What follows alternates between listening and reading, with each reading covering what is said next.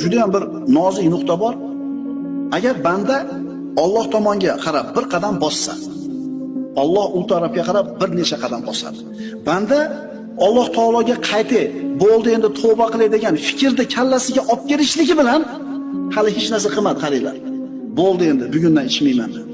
Bo'ldi bugundan boshlab namozni boshlayman dedi. Shu fikr kallasiga kelishligi bilan Alloh taolo shu bandani qalbiga saodatni berib qo'yadi.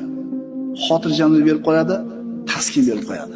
Shu etapdan o'tganmiz ko'pchiligimiz. Bo'ldi. Ertadan namoz boshlayman deganingizda bilasizmi qanaqa maza qilgansiz? Eslangda. Bo'ldi.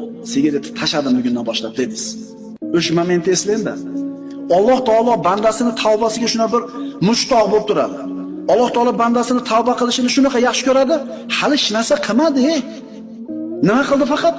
Bo'ldi. Ertadan bomdodga chiqib namozni boshlayman deyishiga bilasizmi qanaqa xotirjam bo'ladi qalbi?